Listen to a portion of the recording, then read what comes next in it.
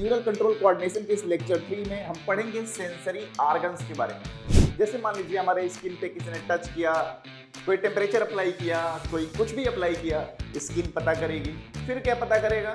तो हम कोई चीज़ देखते हैं तो हमारी आंखें रिसीव करती हैं, हम कोई चीज़ सुनते हैं तो हमारे कान रिसीव करते हैं, हम कोई चीज़ सूंघते हैं तो हमारी नाक होती है। स्किन भी हुआ करता था आपके यहाँ सिलेबस में पहले, लेकिन अभी सिलेबस में नहीं है, इसलिए स्किन का जिक्र नहीं होता।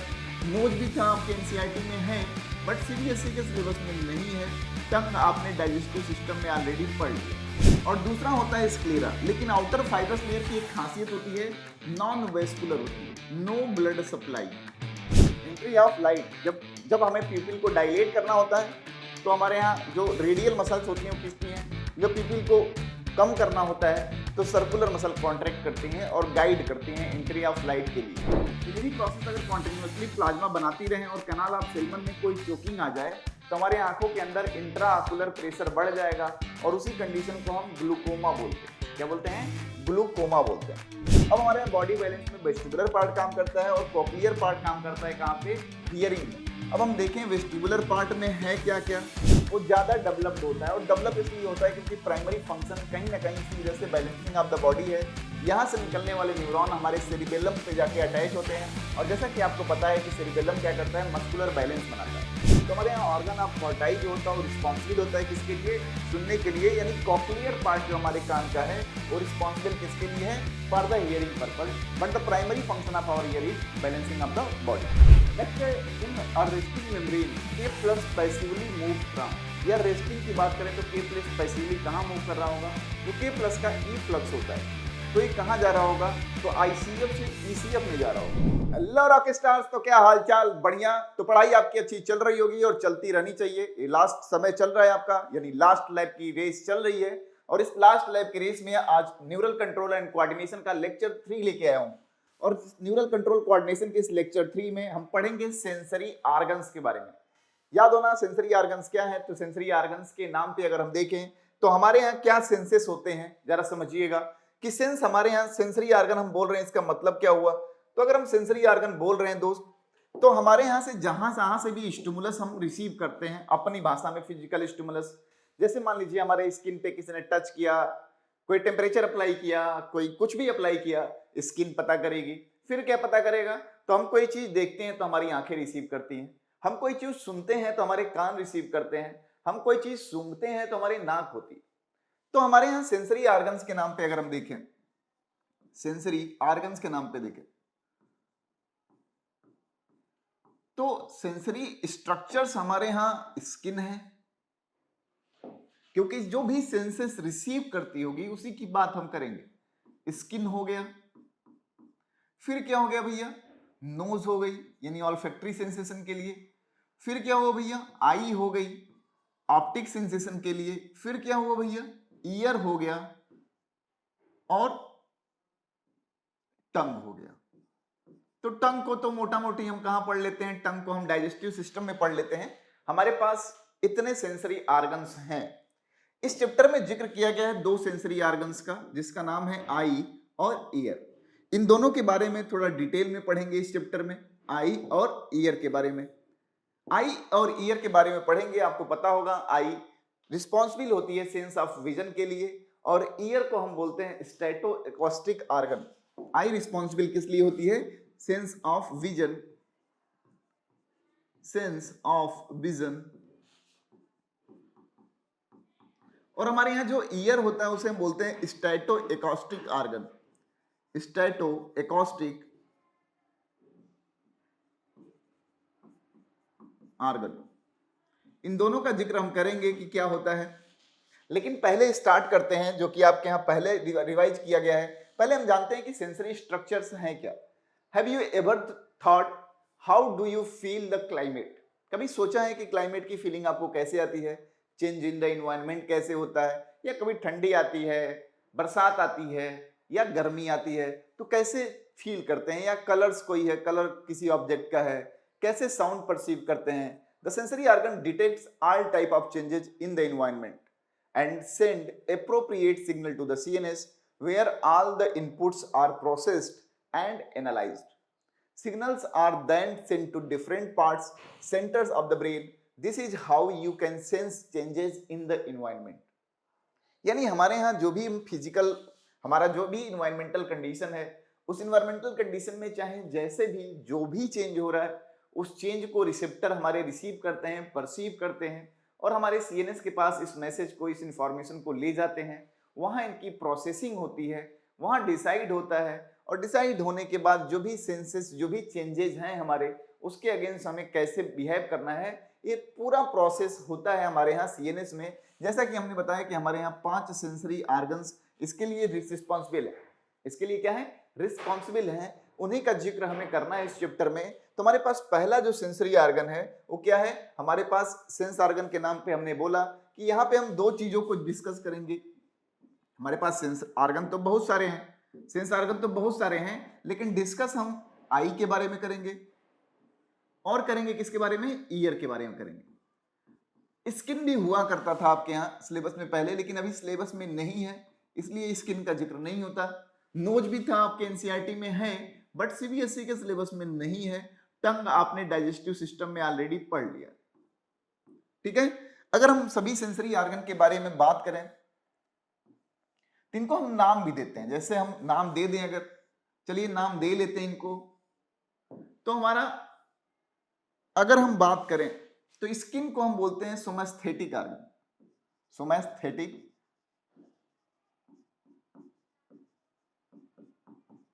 Sensory organ. अगर हम बात करें अपने आई की, तो सेंस ऑफ विजन, जैसा कि हमने बताया, जो भी चीज हम देख पाते हैं, जो भी चेंजेस देख पाते हैं, जो भी कलर रिसीव कर पाते हैं, तो ये रिस्पॉन्सिबल होती है सेंस ऑफ विजन के लिए। जो हमारा ईयर होता है, यहाँ पे जो हम पढ़ रहे हैं, वहां पे हम बोलते हैं सेंस ऑफ हियरिंग के लिए। जो हम नोज पढ़ रहे हैं, हम बोलते हैं कि हमारे यहाँ सेंस ऑफ ऑल्फेक्शन यानी सेंस ऑफ स्मेल के लिए। और जो हम टंग है उसे बोलते हैं सेंस ऑफ टेस्ट के लिए, सेंस ऑफ टेस्ट। इनके अपने पर्टिकुलर फंक्शन है, लेकिन हमें यहाँ पे डिस्कस करना है 2 लोगों के बारे में, आई के बारे में और ईयर के बारे में। आप सबको पता है कि टाइम अपने पास कम है, लेकिन हम एनसीईआरटी की लाइंस को कम से कम क्लियर कर सकें उतना तो पढ़ेंगे इस टॉपिक को। तो हमारे पास पहला जो है सेंस ऑर्गन है वो है आई, आंखें। तो आप सबको पता होगा कि आंखें हमारे ऑर्बिट में लॉज होती हैं। आंखें हमारी ऑर्बिट, बोनी सॉकेट बनी हुई है, उसमें लॉज्ड होती हैं। खुदा ने हमें 2 आईज दी। बोनी सॉकेट में हमारी आई क्या होती हैं? लॉज्ड होती हैं। खुदा ने हमें 2 आईज दी हैं। अगर हम देखें, आई को काट करके देखें, जैसे मान लीजिए हमने आई निकाला, तो आई का 1/5 पार्ट या 1/6 पार्ट केवल हमें आगे विजुअल होता है, 5/6 पार्ट आई का पीछे होता है। 1/5 पार्ट केवल हम देख 1/6 पार्ट केवल आगे होता है, 5/6 पार्ट कहाँ होता है? पीछे की तरफ होता है। अगर आंख को हम निकालें बाहर, आंख को बाहर निकाल के उसे काट के देखें, तो बेसिक सी बात है, देखेंगे तो लेयर्स की बात करेंगे। अगर आई में कितनी लेयर्स हैं, तो हमारे यहाँ आई में 3 लेयर्स पाई जाती हैं। कहानी यहीं से चालू होती है। जो आउटर लेयर होती है उसे फाइब्रस लेयर कहते हैं, outer fibrous layer. Outer fibrous layer होती है। आउटर फाइब्रस जो लेयर होती है, इसकी अपनी खासियत होती है, इसको हम इसी डिटेल में पढ़ेंगे। दूसरा, middle vascular layer, middle vascular layer. Middle layer जो होगी वेस्कुलर लेयर होगी, इसमें पिगमेंट्स भी पाए जाते हैं। और इनर लेयर जो होती है, layer of photosensitive cells, layer of photosensitive cell.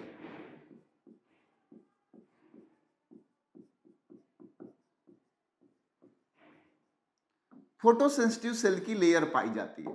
अब हम चालू करेंगे कहां? आउटर फाइब्रस लेयर से। तब तक एक डायग्राम देख लीजिए कि जो सबसे आगे का हिस्सा होता है आंखों का, यहाँ कॉर्निया हो गया। कॉर्निया के बाद हम देख रहे हैं कि यहाँ पे जो स्पेस बचा हुआ है कॉर्निया और लेंस के बीच में, यहाँ देख रहे हैं कि फ्लूइड भरा है, जिसे एक्वस ह्यूमर कहते हैं। लेंस और रेटिना के बीच में जो फ्लूइड भरा होता है उसे हम विट्रस ह्यूमर कहते हैं। ये रेटिना है हमारा जो layer of photo sensitive cell को रिप्रेजेंट करता है। हमारे यहाँ आइरिस मसल्स पाई जाती हैं जो गाइड करती हैं pathway for the entry of light, प्यूपिल बनाती हैं। सिलियरी बॉडी होती है हमारे यहाँ, और स्क्लेरा होता है, क्रोइड होता है, ऑप्टिक नर्व के लिए प्लेस बना होता है, ब्लाइंड स्पॉट कहते हैं उसे, फोबिया होता है। ये जो तमाम टर्म्स हैं जिससे अभी आप अनवेयर होंगे, आपको नहीं पता होगा कि क्या है, उसको हम एक एक करके समझाने का प्रयास करते हैं ताकि आपकी डिफिकल्टी खत्म हो जाए। तो हम बोलने वाले हैं क्या, पहले हम पढ़ेंगे आउटर फाइब्रस लेयर के बारे में, बहुत ध्यान से समझिएगा। Outer fibrous layer, outer fibrous layer की बात करेंगे हम।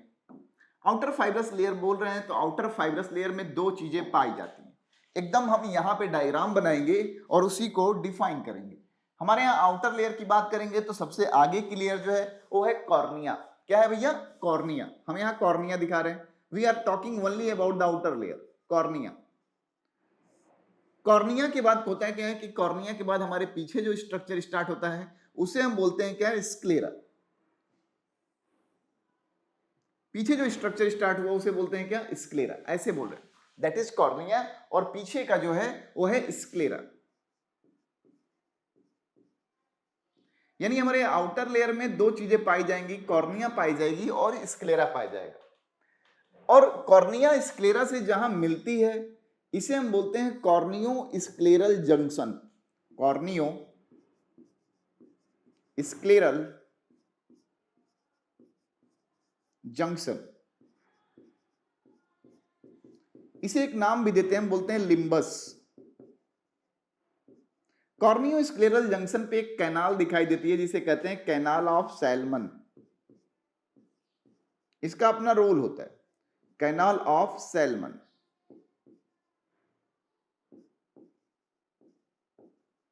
बस इतनी बातें याद रखिए। हमारे यहाँ आउटर फाइब्रस लेयर में बातें हैं, तो हमारे यहाँ आउटर फाइब्रस लेयर में दो चीजें हम देख रहे हैं, एक तो होता है कॉर्निया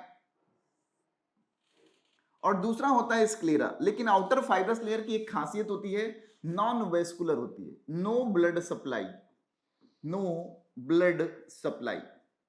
यहां कोई ब्लड की सप्लाई नहीं होती है, यहां कोई ब्लड की सप्लाई नहीं होती है। ठीक है, अगर हम बात करें तो हमारे पास दो चीजें हैं, कॉर्निया है और स्क्लेरा है। थोड़ा इनके बारे में जान लेते हैं। कॉर्निया की बात करेंगे और स्क्लेरा की बात करेंगे। कॉर्निया और स्क्लेरा में जब हम जाएंगे तो हम देखेंगे कि हमारे यहाँ क्या है सीन। तो कॉर्निया जो है इंटीरियर पार्ट बना रही है हमारे आंखों का। कॉर्निया के आगे भी देखेंगे तो हमारे यहाँ कॉन्जक्टाइवा पाया जाता है, एक ट्रांसपेरेंट सी कवरिंग होती है। अगर हम बना ही ले, यहाँ समझने का प्रयास करें तो यहाँ पे कॉन्जक्टाइवा पाई जाती है, यहाँ पे ऐसे। अगर थोड़ा और ध्यान से पढ़ेंगे, एक ट्रांसपेरेंट झिल्ली टाइप की स्ट्रक्चर होती है जिसको हम ऐसे दिखाते हैं, और इसी कंजक्टिवा में इंफेक्शन होता है जिसे हम बोलते हैं कंजक्टिवाइटिस। जो कॉर्निया के आगे होता है उसे बल्बर कंजक्टिवा बोलते हैं, और फिर जो हमारे आईलिड्स में चला जाता है उसे हम पैल्पेब्रल कंजक्टिवा कहते हैं। ये वाला जो रेड से हमने बनाया वो क्या है, कंजक्टिवा।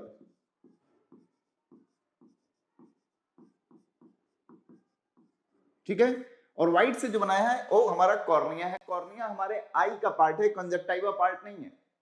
तो कॉर्निया इंटीरियर मोस्ट पार्ट होता है। हम बोलते हैं कि ये ट्रांसपेरेंट होता है। क्या होता है, ट्रांसपेरेंट।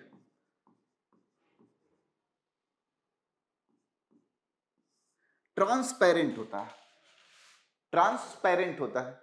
दूसरी कंडीशन क्या है, नो ब्लड वेस्कुलर है, यहां कोई ब्लड की सप्लाई नहीं होती है, तो इजी टू ट्रांसप्लांट होता है, इजी टू ट्रांसप्लांट। कई बार ये सवाल पूछा गया है कि कॉर्निया ट्रांसप्लांट क्यों इजी है, तो सबसे इजी ट्रांसप्लांट जो है वो कॉर्निया ट्रांसप्लांट होता है, क्योंकि यहाँ ब्लड सप्लाई है ही नहीं, तो ग्राफ्ट रिजेक्शन के चांसेस होते ही नहीं, क्योंकि एंटीबॉडीज तो होगी ही नहीं। फिर हमारा जो स्क्लेरा है, हम बोलते हैं कि व्हाइट ऑफ द आई, हमारी आंखों में जो सफेद रंग का हिस्सा दिखता है हमें, white of I, white of I. White of आई जो है हमारा स्क्लेरा प्रोवाइड करता है। और क्या करता है, इसका काम क्या होता है स्क्लेरा का, बैलेंस द आई।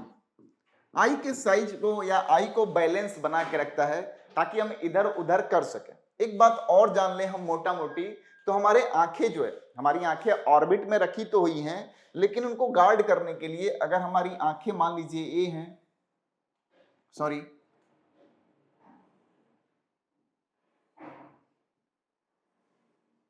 तो हमारी आंखों को गार्ड करने के लिए मसल्स लगी होती हैं।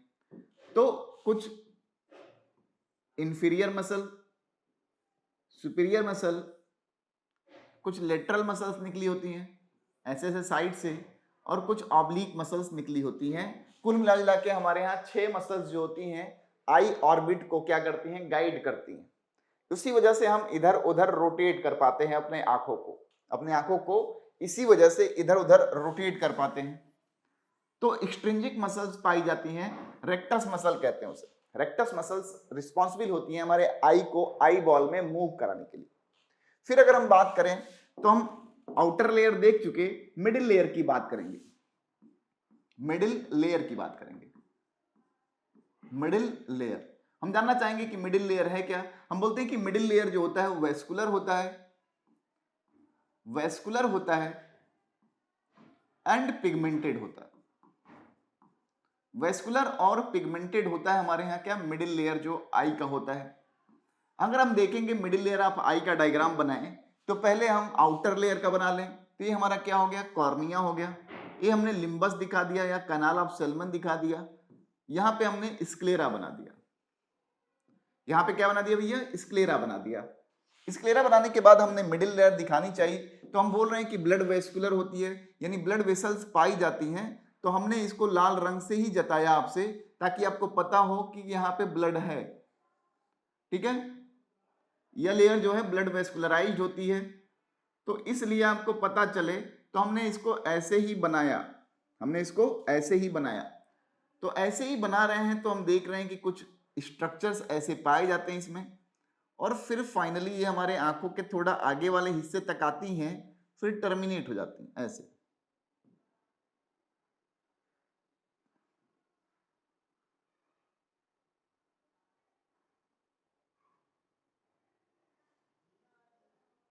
बहुत ध्यान से समझिएगा, एक एक डायग्राम का अपना इंपॉर्टेंस है। क्योंकि पहले हम यहाँ डायग्राम ही बना के आपको पूरी तरीके से समझा देते। तो जो मिडिल लेयर हमारी है वो कुछ ऐसी दिखाई देगी। मिडिल लेयर में हम बोलते हैं कि 3 चीजें पाई जाती हैं, उनको मैं आपको डिफाइन कर देता हूं। मिडिल लेयर की जो 3 चीजें हैं, हम बोल रहे हैं कि हाईली वेस्कुलर होती हैं और पिगमेंटेड होती हैं। तो हम ऐसे दिखा रहे हैं। मिडिल लेयर में जो 3 चीजें पाई जाएंगी, वो सबसे पीछे वाला जो इलाका होता है इसे हम बोलते हैं कोरोइड। क्या बोलते हैं, कोरोइड। फिर हमारे पास ये जो मोटा सा इलाका हम दिखा रहे हैं इसे हम बोलते हैं सिलियरी बॉडी। Ciliary body. और सिलियरी बॉडी के बाद जो पार्ट आगे निकला हुआ इसे हम बोलते हैं आइरिस। और आइरिस के न मिलने की वजह से जो गैप बना हुआ उसे बोलते हैं प्यूपिल। क्या बोलते हैं, प्यूपिल बोलते हैं। क्या बोलते हैं, प्यूपिल बोलते हैं। अब ध्यान दीजिएगा, स्ट्रक्चर को अपनी आंखों के कंप्लीट करूं तो थोड़ा सा आपको समझ में आना चाहिए कि हमारे यहाँ पे कहीं लेंस होता है। हमारा लेंस ऐसे तो पड़ा नहीं होगा, लेंस को होल्ड करने के लिए हमारे यहाँ से सिलियरी प्रोसेस से यहाँ से सस्पेंसरी लिगामेंट निकले होते हैं जो हमारे लेंस को होल्ड करके रखते हैं। हमने बताया था कि यहाँ आइरिस और इसके बीच में, या कॉर्निया और इसके बीच में क्या होता है, एक्वस ह्यूमर होता है, और यहाँ विट्रस ह्यूमर होता है। ये हमारा क्या है, लेंस है। फिर हम बात करते हैं, तो ये हमारे पास लेयर्स हैं। तो हमारे यहाँ इस लेयर में यानी मिडिल लेयर में पढ़ना किन के बारे में है, तो कोरोइड क्या होता है। कोरोइड हम बोलते हैं कि बुक में पढ़ा होगा कि कोरोइड जो होती है वो बेसिकली कलर वाइज देखें तो ब्लू कलर की होती है।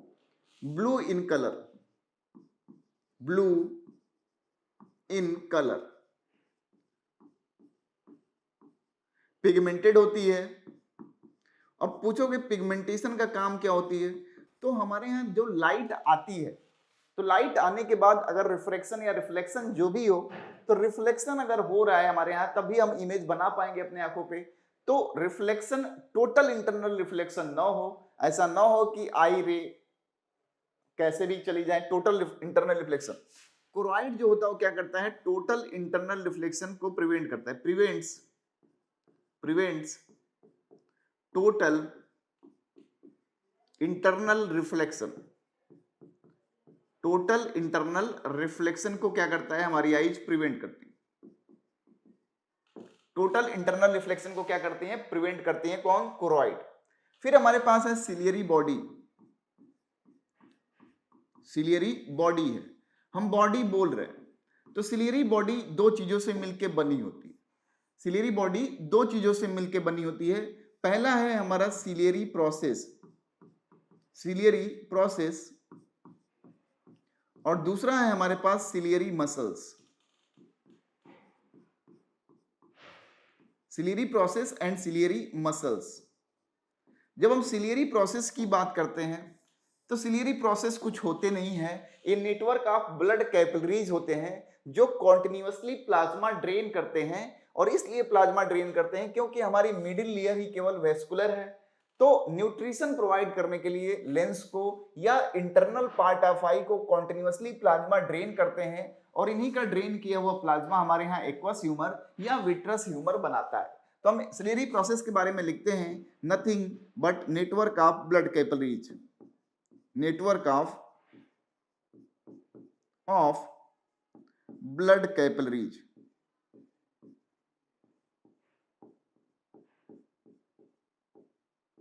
नेटवर्क होता है ब्लड कैपिलरीज का। अब हम बात करें तो हमारे पास सिलियरी मसल्स होती हैं। सिलियरी मसल्स की बात करें तो थोड़ा सा अगर इसको काट करके देखें तो सपोज करिए अगर हमारा लेंस है, क्या है भैया, ये हमारा लेंस है, तो इसके चारों तरफ ऐसे सिलियरी मसल प्रेजेंट है।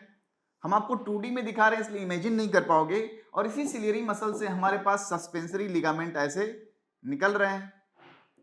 सस्पेंसरी लिगामेंट की मदद से ही तो लेंस हमारे आंखों में होल्ड है जी।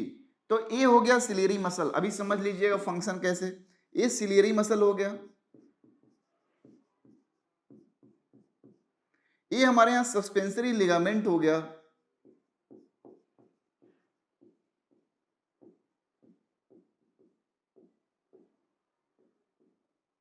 और अंदर की तरफ क्या हो गया, ये हमारा लेंस हो गया।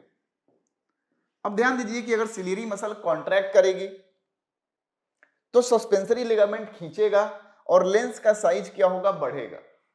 अगर ये रिलैक्स होंगी तो सस्पेंसरी लिगामेंट नॉर्मल पोजीशन पे आएगा, लेंस का साइज घटेगा। यानी रिक्वायरमेंट यानी जरूरत पड़ने पे अगर हमें लेंस के साइज को बढ़ाना घटाना क्यों पड़ेगा, जब भी हमारा ऑब्जेक्ट कुछ होता है तो ऑब्जेक्ट किस डिस्टेंस पे है उसके लिए हमें लेंस का फोकल लेंथ चेंज करना पड़ता है एक पर्टिकुलर जगह पे इमेज को बनाने के लिए। तो फोकल लेंथ कैसे चेंज करेंगे हम, तो फोकल लेंथ चेंज करने के लिए जरूरी है कि रेडियस ऑफ कर्वेचर जो है लेंस का वो चेंज करें। तो रेडियस ऑफ कर्वेचर चेंज करने में सिलियरी मसल हेल्प करती है। सिलियरी मसल क्या करती हैं, हेल्प करती हैं। इसी को हम एकोमोडेशन पावर ऑफ आवर आई बोलते हैं, इसी को एकोमोडेशन पावर ऑफ आवर आई बोलते हैं। फिर तीसरी लेयर की बात कर लें, ये तो यहां तक की बात हो गई, सिलियरी हो गया।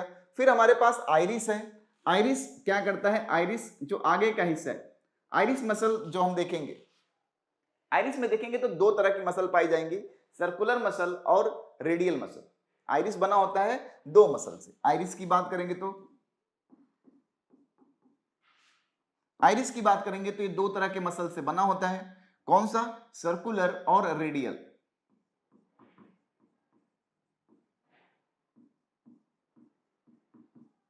ठीक है, सर्कुलर और रेडियल मसल से बना होगा और गाइड करता है। सर्कुलर और रेडियल मसल से बना होगा और गाइड करता है क्या, entry of light. Entry of light, जब हमें प्यूपिल को डायलेट करना होता है तो हमारे यहाँ जो रेडियल मसल्स होती हैं वो खींचती हैं। जब प्यूपिल को कम करना होता है तो सर्कुलर मसल कॉन्ट्रैक्ट करती हैं और गाइड करती हैं एंट्री ऑफ लाइट के लिए। हम बोलते हैं कि जो हमारे यहाँ प्यूपिल होता है वो कैमरे के डायाफ्राम के तरीके से काम करता है। जो तीसरा लेयर हमारे यहाँ मिलता है, डायग्राम हम यही बना लेते हैं। डायग्राम यही बनाएंगे तो हम थोड़ा जताने के लिए कि सेंसरी लेयर है या हम दूसरे कलर का इस्तेमाल कर लें। तो तीसरी लेयर जो हमारे यहाँ पाई जाती है उसे हम बोलते हैं रेटिना। क्या बोलते हैं भैया, रेटिना बोल रहे होते हैं। तो तीसरी लेयर हम दूसरे कलर से जताना चाह रहे हैं आपसे, ऐसे हम दिखा रहे हैं। हम तीसरी लेयर में जब बढ़ते जाते हैं बढ़ते जाते हैं बढ़ते जाते हैं तो एक इलाका ऐसा आता है जहां ऐसे डिप्रेशन दिखाई देता है, और फिर एक इलाका ऐसा आता है जहां पे रेटिना नहीं ही पाई जाती, ऐसे ऐसे। और ये ऑप्टिक नर्व के लिए प्लेस निकलता है, ऑप्टिक नर्व के लिए प्लेस निकलता है। पहले डायग्राम में हम वो कर लें। तो यहाँ पे जहां पे हमारे पास रेटिना है ही नहीं, इसी पॉइंट को ब्लाइंड स्पॉट कहते हैं। क्या बोलते हैं, ब्लाइंड स्पॉट बोलते हैं। यहाँ पे अगर कोई इमेज बनेगा तो हमें दिखाई ही नहीं देगा। फिर अगर हम बात करें ब्लाइंड स्पॉट, तो यहाँ पे एक ऐसे स्ट्रक्चर होता है, इसे हम बोलते हैं फोबिया। हम बोलते हैं ये फोबिया जो प्लेस होता है वहां पे सबसे हाईएस्ट अमाउंट में हमारे यहाँ फोटोसेंसिटिव सेल्स होती हैं। तो एग्जैक्ट विजन का प्लेस है, यानी एचडी विजन हम तब कर पाते हैं किसी चीज का जब उसका इमेज हमारे यहाँ फोबिया पे बनता है।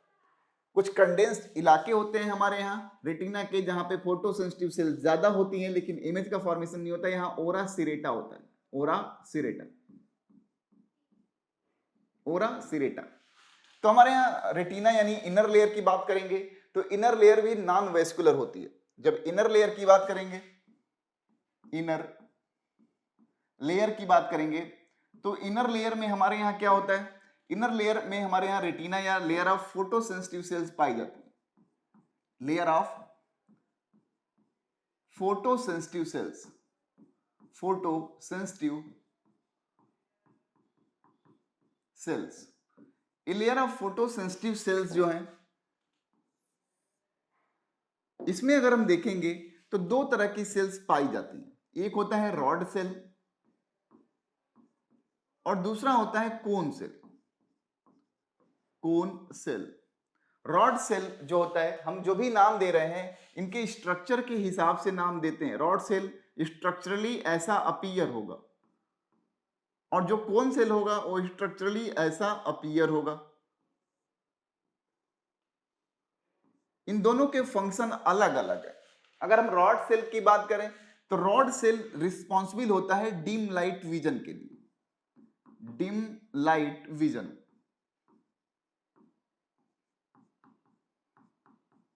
और जो कोन सेल होता है वो रिस्पॉन्सिबल होता है bright light vision, bright light vision, या इसी को बोलते हैं क्या, कलरफुल विजन। क्या बोलते हैं, कलरफुल विजन बोलते हैं। ब्राइट लाइट विजन या कलरफुल विजन के लिए क्या होता है, हमारा रॉड सेल रिस्पॉन्सिबल होता है डिम सेल, डिम विजन के लिए। कौन सेल रिस्पॉन्सिबल होता है ब्राइट लाइट विजन के लिए, ब्राइट लाइट विजन के लिए। तो अगर हम देखें तो इसमें जो पूछा गया है सवाल उसके कॉन्टेक्स्ट में बात करें तो इनके अरेंजमेंट की बात करते हैं कि हमारे आंखों में कैसे अरेंज्ड है। तो जब हम लेयर ऑफ फोटोसेंसिटिव सेल की बात करते हैं तो उसमें सेल्स का अरेंजमेंट कुछ ऐसा होता है। ये रॉड सेल हो गई सपोज, रॉड सेल अगर हम देखें तो संख्या में बहुत ज्यादा हमारी आंखों में पाई जाती हैं, लगभग 130 मिलियन पाई जाती हैं रॉड सेल। अगर हम कोन सेल की बात करें तो लगभग 13 गुना कम पाई जाती हैं कोन सेल हमारे यहाँ, यानी 7 मिलियन कोन सेल्स पाई जाती, 7 मिलियन कोन सेल्स पाई जाती हैं ऐसे।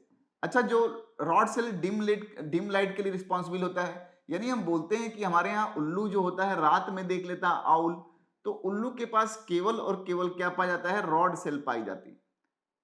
ओके, और जो दिन में केवल देख पाते हैं वो क्या होते हैं, उनके पास केवल और केवल कोन सेल्स पाई जाती हैं, जैसे चिड़ियाएं।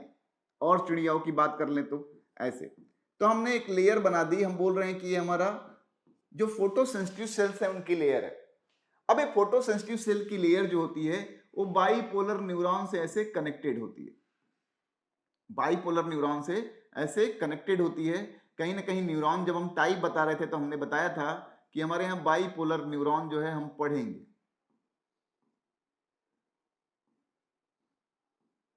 ऐसे। फिर ये बाइपोलर न्यूरॉन हमारे यहाँ गैंग्लियोनिक सेल लेयर से ऐसे एसोसिएटेड होती हैं, क्योंकि सपोज करिए कि आपकी एक आंख में अगर 130 मिलियन रॉड सेल और 7 मिलियन कोन सेल्स हैं तो अरेंजमेंट कैसा होगा, तो ये हमारे यहाँ गैंग्लियोनिक सेल्स होती हैं जिसपे आके बहुत सारे न्यूरॉन टर्मिनल जो है आके मिलते हैं ऐसे। एक गैंग्लियोनिक सेल लेयर है, इससे सवाल पूछे गए हैं, इसीलिए मैं डायग्राम बना के आपको बता रहा हूं कि कम से कम ऐसे सवाल आपसे गलत ना हो। एक गैंग्लियोनिक सेल लेयर है, तो हम आई के 3 लेयर को बांटते हैं, ganglionic cell layer, ganglionic cell layer. दूसरा हमारे पास layer of bipolar neuron, layer of bipolar neuron.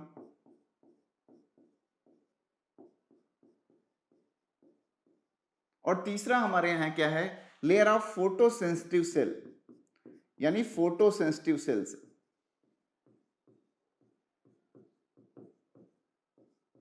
अब हमारे यहां लाइट एंट्री, यानी लाइट आती किधर से है, तो लाइट आती है इधर से। अच्छा, लाइट इधर से आ रही है तो ये सेल्स जो है उस लाइट के लिए तो सेंसिटिव है नहीं, तो इन पे कोई इंपैक्ट लाइट नहीं डालेगा, ये लाइट का पाथवे है। लेकिन हम बोल रहे हैं कि जो ये सेल है वो क्या है, लाइट के लिए एक्टिव है, तो जैसे ही लाइट आएगा वो स्टिमुलस की तरह काम करेगा, इनका डीपोलराइजेशन स्टार्ट होगा। डीपोलराइजेशन स्टार्ट होगा तो इनके पास जो भी केमिकल है ये रिलीज करेंगी, और एक केमिकल ये रिसीव करेगा हमारा बाइपोलर न्यूरॉन। बाइपोलर न्यूरॉन जब रिसीव करेगा तो डीपोलराइजेशन इसकी शुरुआत होगी, फिर ये डीपोलराइजेशन की वेव किस में ट्रांसफर होगा, गैंग्लियोनिक सेल लेयर में ट्रांसफर होगा, और गैंग्लियोनिक सेल लेयर के थ्रू ऑप्टिक नर्व के थ्रू होते हुए कहां पहुंच जाएगा, जो हमारा विजन, जो सेंसरी विजन एरिया है जो कि ऑप्टिक लोब में पाया जाता है, वहां पहुंच जाता है और मैसेज जाता है कि भैया हमने कुछ देखा है। तो ये path of entry of light ऐसे है, और जो इमेज फॉर्मेशन की डायरेक्शन है वो ऐसे। ठीक है, याद रखिएगा यहां पे हम लाइट एनर्जी को केमिकल एनर्जी में कन्वर्ट कर रहे हैं। लाइट एनर्जी को किस एनर्जी में कन्वर्ट कर रहे हैं, केमिकल एनर्जी में।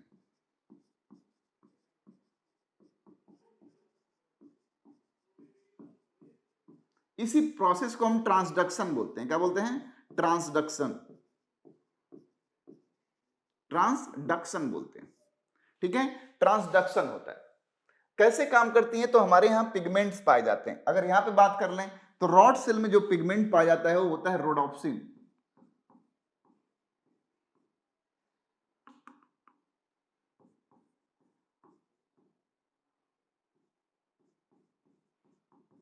रोडोप्सिन पिगमेंट पाया जाता है, और रोडोप्सिन बना होता है सिस रेटिनल प्लस ऑप्सिन प्रोटीन से। अब इसी सिस रेटिनल पे जब लाइट आती है, लाइट गिरती है, तो यही सिस रेटिनल ट्रांस रेटिनल में कन्वर्ट हो जाता है, रोडोप्सिन पिगमेंट ब्रेक हो जाता है, हम बोलते हैं कि रॉड सेल काम नहीं करेगा। जो कौन सेल होता है वहां पे आयोडोप्सिन पाया जाता है, स्कोटोप्सिन पाया जाता है। तो ये सवाल आपसे पूछे गए हैं। अब हमारे यहाँ कुछ विजुअल, कॉमन विजुअल डिफेक्ट के बारे में सवाल पूछा गया है, और कॉमन विजुअल डिफेक्ट की बात करेंगे तो सबसे ज्यादा जो सवाल पूछा गया है, जैसे मायोपिया।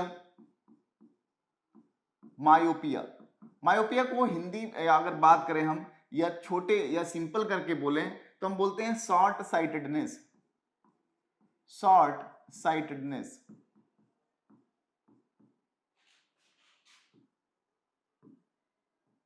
यहां क्या होता है, जनरल कंडीशन में क्या होता है, इमेज को हमारे रेटिना पे बनना चाहिए, लेकिन यहां इमेज रेटिना से क्या होता है, पहले ही बन जाता है। इमेज कहां बन जाता है, रेटिना से पहले ही बन जाता है। इसी वजह से हमारे यहाँ क्या होता है, हम किसी भी ऑब्जेक्ट को देख नहीं पाते। अब इमेज रेटिना पे अगर बन जा रहा है लेंस से गुजरने के बाद, तो हम करते क्या है, हम ऐसे लेंस का इस्तेमाल करते हैं जो इमेज को थोड़ा दूर बनाए। क्या बनाए, इमेज को दूर बनाए। थोड़ा समझने का प्रयास करते हैं कैसे बनाए। मान लीजिए हमने बना लिया यहाँ पे क्या, रेटिना बना लिया। पहले तो हमने बना लिया यहाँ लेंस, लेंस बना लिया। लेंस पे कोई भी लाइट अगर आती होगी तो ये, चूंकि हमारा लेंस कैसा होता है, हमारा लेंस बाई कॉन्वेक्स होता है। बाई कॉन्वेक्स लेंस अगर है तो क्या करता है, लाइट को कन्वर्ज करेगा, और लाइट जब भी इमेज तब बनेगा जब रेटिना पे इमेज, या जब क्रॉस जो करे वो रेटिना पे करे तभी इमेज बनेगा। तो यहाँ रेटिना से पहले इमेज बन जाता है। इसको करेक्ट करने के लिए हम करते क्या हैं, इसको करेक्ट करने के लिए हम डाइवर्जेंट लेंस का इस्तेमाल करते हैं। हम एक डाइवर्जेंट लेंस लगाते हैं। डाइवर्जेंट लेंस लगाने का फायदा क्या होता है कि जो ए रे आ रही है ये यहाँ जाने के बाद डाइवर्ज होती है, और डाइवर्ज होने के बाद हमारे लेंस पे यहाँ गिरेगी, और लेंस पे यहाँ गिरेगी, फिर रिजल्टेंट इमेज जो है कहाँ बनाया जाएगा, रिजल्टेंट इमेज हमारे यहाँ रेटिना पे बनाया जाएगा। तो हम बोलते हैं शॉर्ट साइटनेस में क्या होता है, इमेज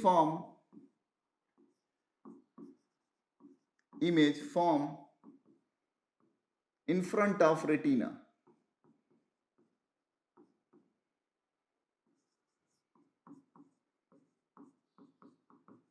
करेक्टेड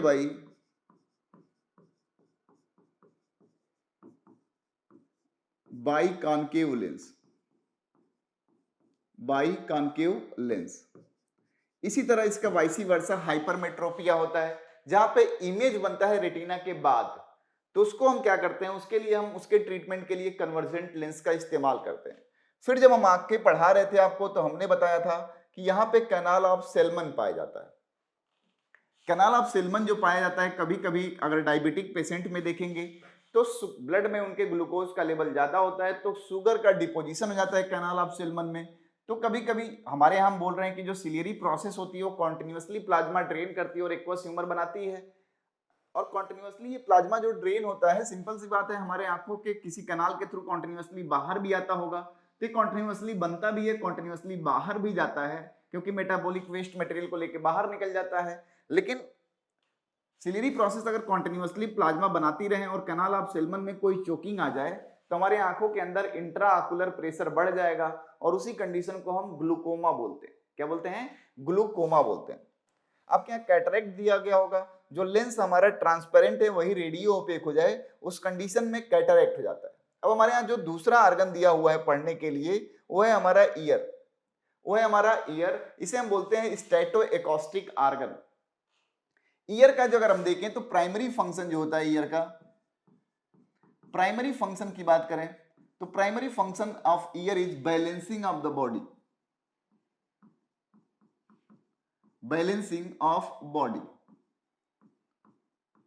हियरिंग जो है वो सेकेंडरी फंक्शन होता है हमारे कान का, hearing is secondary.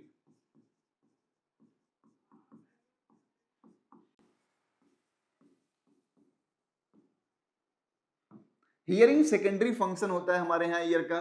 Primary function जो होता है हमारे कान का होता है क्या? Balancing of the body. अगर हम बात करें अपने कान को, तो ईयर को हम 3 हिस्सों में बांट के पढ़ते हैं, एक्सटर्नल ईयर, मिडिल ईयर और इंटरनल ईयर। एक्सटर्नल, मिडिल और इंटरनल। एक्सटर्नल, मिडिल और इंटरनल ईयर की बात हम कर रहे हैं। अगर हम बात करें एक्सटर्नल ईयर, मिडिल ईयर और इंटरनल ईयर, तो डायग्रामेटिकली हम समझाने का प्रयास करेंगे।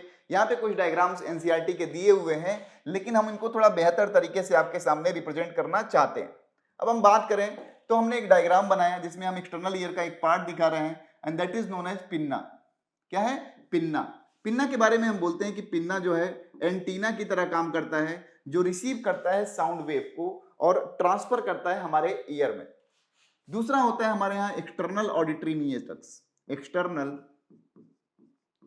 एक्सटर्नल ऑडिटरी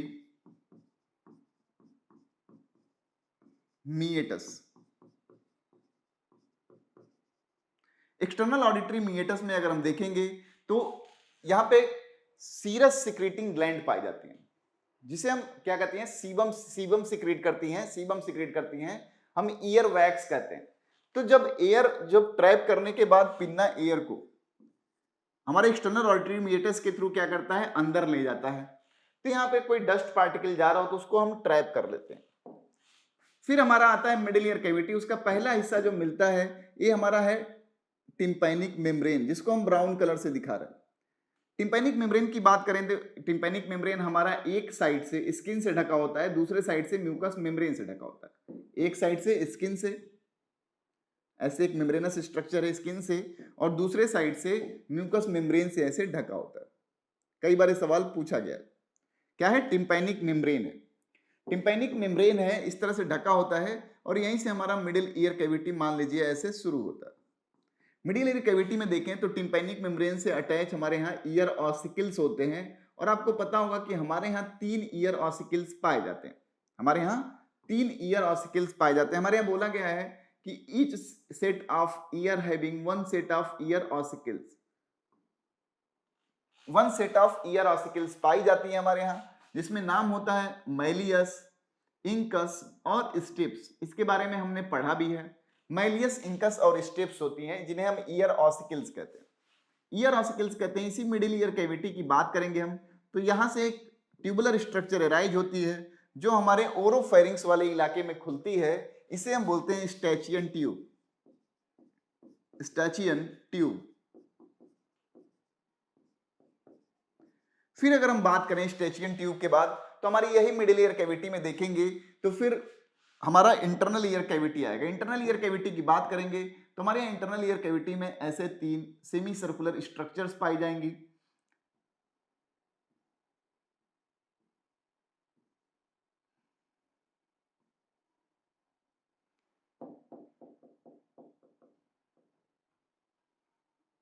दूसरे कलर से बना लेते हैं इसको।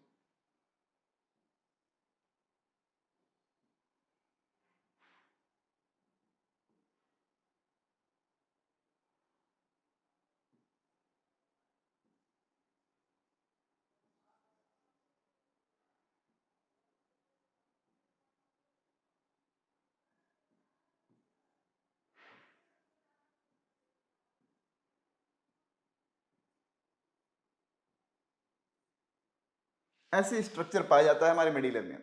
तो ये हमारा इंटरनल ईयर होता है। क्या होता है? Internal ear. अगर हम सबके फंक्शंस देखें तो जैसे मान लीजिए कि हम कह रहे हैं कि प्राइमरी जो बैलेंसिंग है वो प्राइमरी फंक्शन है हमारे ईयर का।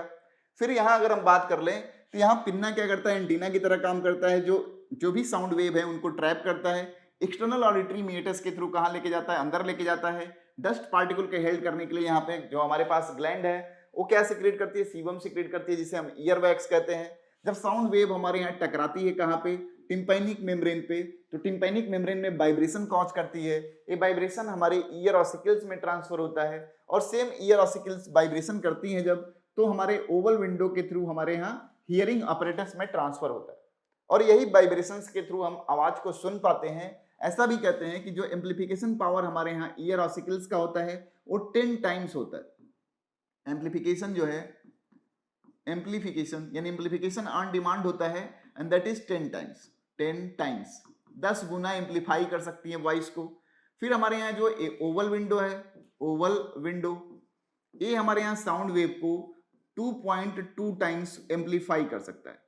तो हमारे यहाँ टोटल एम्प्लीफिकेशन पावर की बात पूछी जाती है तो हम बोलते हैं कि हमारे कान जो आवाज होती है, जो भी साउंड रिसीव करता है उसको लगभग 22 टाइम्स उनको एम्प्लीफाई कर सकता है। अब हम बात करेंगे बैलेंसिंग और हियरिंग फंक्शन के बारे में अपने ईयर के। जब बैलेंसिंग पार्ट की बात करेंगे तो हमारे यहाँ क्या होता है? हमारे इंटरनल ईयर को 2 पार्ट में हम डिवाइड करते हैं। इंटरनल ईयर को, जो हमारा इंटरनल ईयर है 2 पार्ट में डिवाइडेड होता है। पहला होता है वेस्टिबुलर पार्ट। क्या होता है? Vestibular part.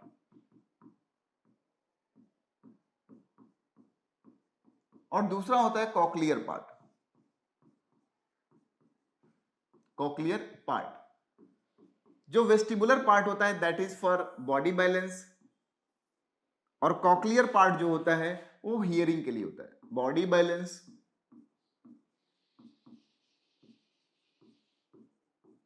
और जो कोक्लियर पार्ट होता है that is for the hearing. किसके लिए होता है? हियरिंग के लिए होता है। अब हमारे बॉडी बैलेंस में वेस्टिबुलर पार्ट काम करता है और कोक्लियर पार्ट काम करता है कहां पे? हियरिंग में। अब हम देखें वेस्टिबुलर पार्ट में है क्या क्या। वेस्टिबुलर पार्ट की बात करें तो वेस्टिबुलर पार्ट की अगर हम जिक्र करेंगे तो वेस्टिबुल को अगर हम देखेंगे तो हमारे यहाँ वेस्टिबुल में सेमी सर्कुलर कनाल, ऐसे सेमी सर्कुलर कैनाल्स होती हैं।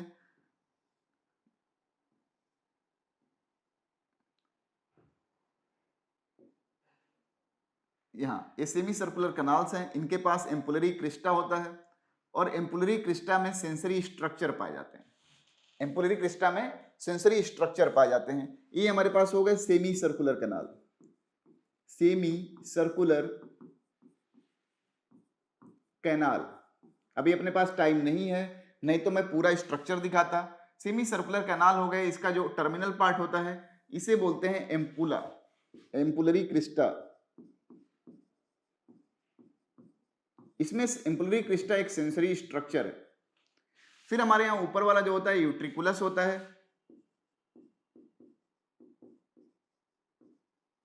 और नीचे वाला सैकुलस होता है। यूट्रिकुलस और सैकुलस में एक सेंसरी स्ट्रक्चर पाया जाता है, इसे बोलते हैं मकूला। क्या बोलते हैं? मकूला। तो हमारे यहाँ दो सेंसरी स्ट्रक्चर है, यहाँ पे मकूला और यहाँ पे एम्पुलरी क्रिस्टा, जहाँ जो कहाँ पाई जाती है? सेमी सर्कुलर कनाल में। जो हमारे यहाँ सेमी सर्कुलर कनाल होता है वो रिस्पॉन्सिबल होता है किसके लिए? Dynamic balance of the body, ताकि आपके सवाल गलत ना हो। डायनेमिक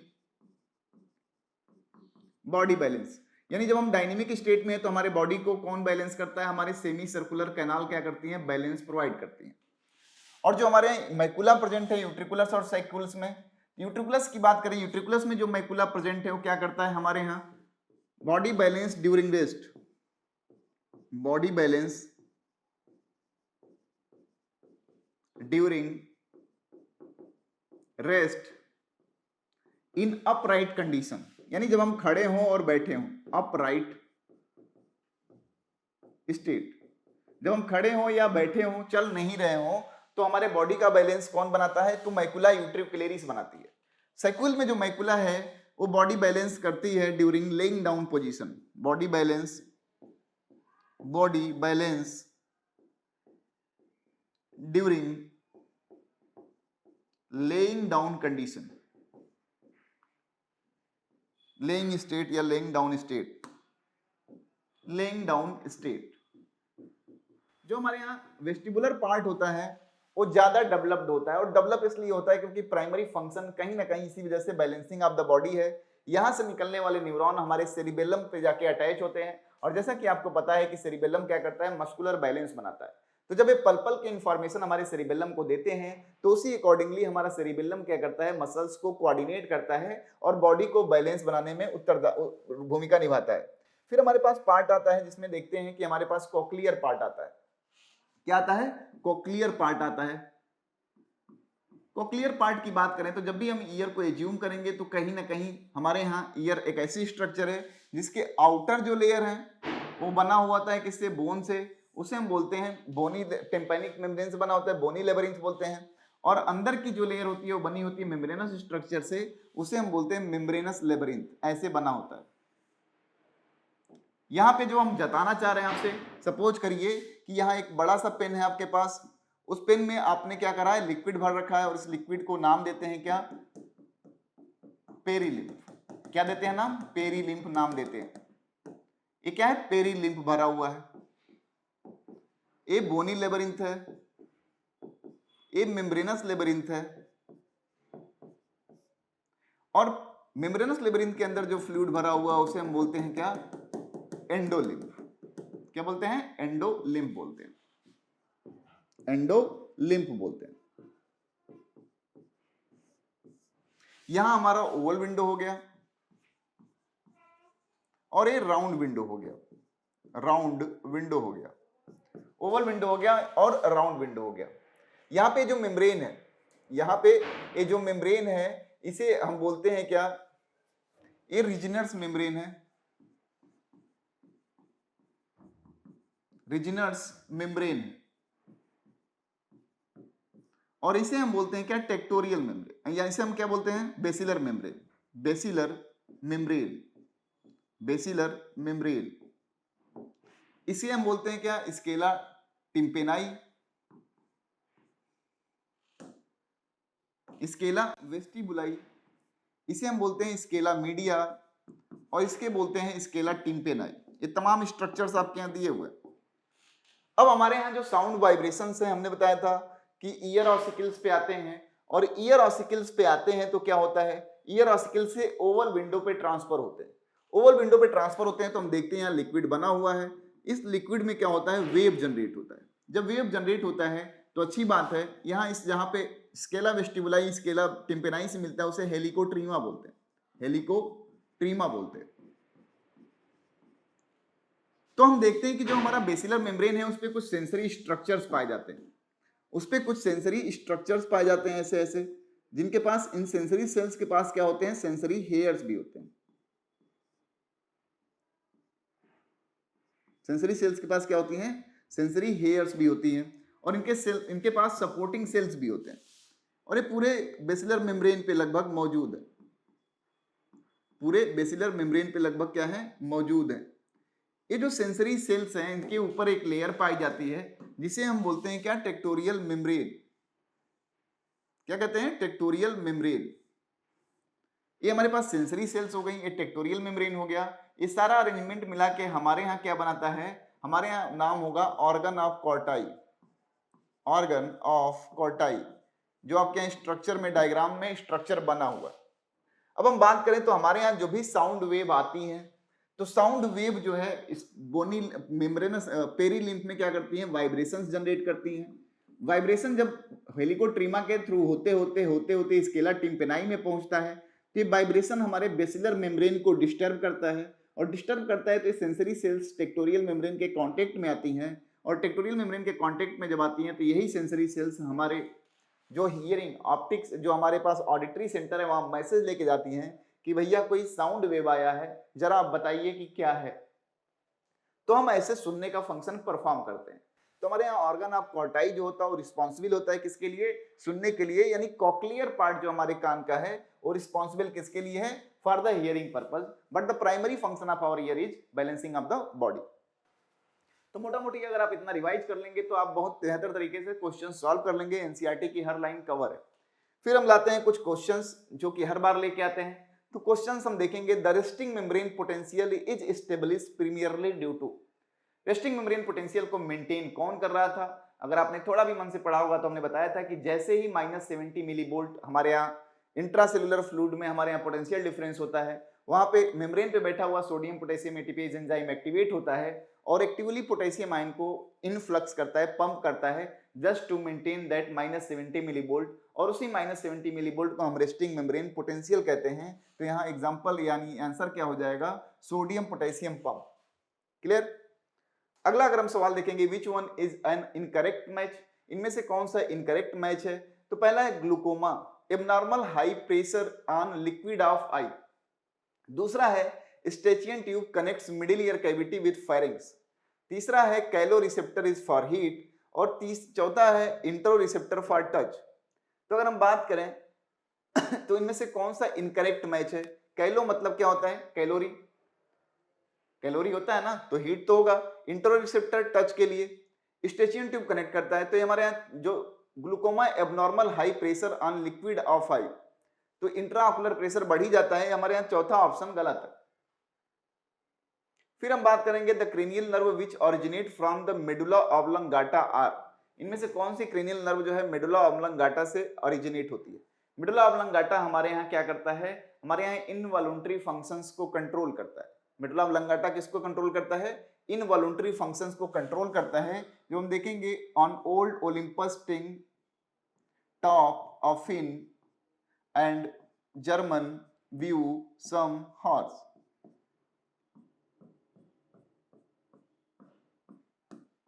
एक मिनट,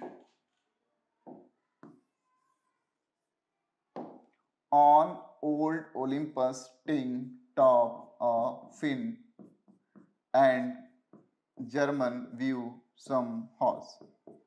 अब इसमें 128 सेंसरी होता है,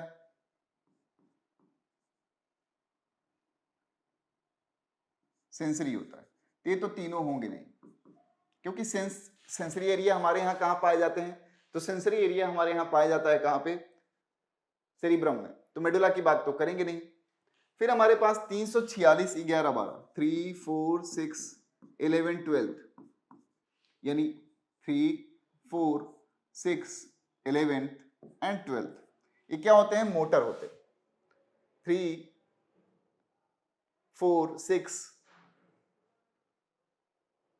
ठीक है, तो 9th 3rd 7th और 9th, 3rd 7th and 9th, यहाँ 7th 9th एंड 10th नहीं, 8 9 10 11 एंड 12, इसमें आप मैच कर लेंगे, देख लीजिएगा आंसर क्या होगा। लेकिन यहाँ पे जो सही आंसर है, यहाँ पे जो सही आंसर है वो जो सेकंड है, सेकंड ऑप्शन है, वो मेडुला ऑब्लंगाटा से अरेंज होता है, उनके नेम रिस्पेक्टिवली यहाँ लिखे हुए हैं एनोटेशन में। फिर हम बात करेंगे एसर्शन रीजन की। Circular smooth muscles of iris contract when bright light falls on the eye. Reason pupil gets constricted by the contraction of circular smooth muscle of iris।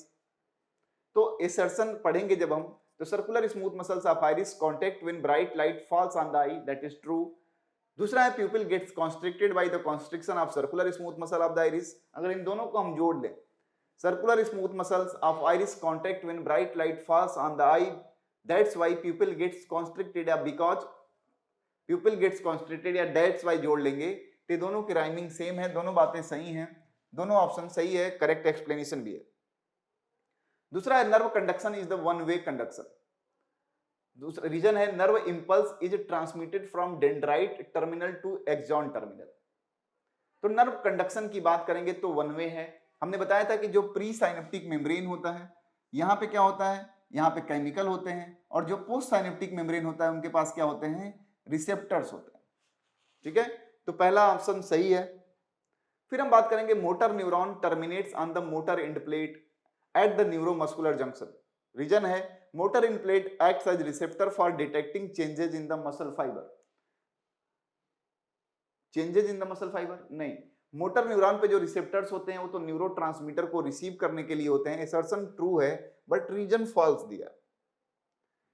Next है इन अ resting membrane K plus passively moves from. या resting की बात करें तो के plus passively कहां move कर रहा होगा, तो के प्लस का ई फ्लक्स होता है, तो ये कहां जा रहा होगा, तो आईसीएफ से ईसीएफ में जा रहा होगा। यही तो होगा, एक्सोप्लाज्म से extra cellular fluid by gated channels. Question, synapse are excitatory or inhibitory based on. तो साइनेप्स जो है हमारा एक्साइटेटरी है या इनहिबिटरी है, कैसा है, तो डिपेंड करता है कि हमारे यहाँ किस तरह के जो है न्यूरोट्रांसमीटर हैं। तो इंटीग्रेशन इनका कैसा है, समेशन इनका इंटीग्रेशन कैसा है, उसके हिसाब से डिपेंड करता है कि एक्साइटेटरी है या हमारा इनहिबिटरी है। तो चलिए इतना रिवाइज कर लीजिएगा। नेक्स्ट चैप्टर में मिलेंगे जो कि नाम है केमिकल कंट्रोल एंड कोऑर्डिनेशन। तब तक के लिए tata, take care, bye, thank you.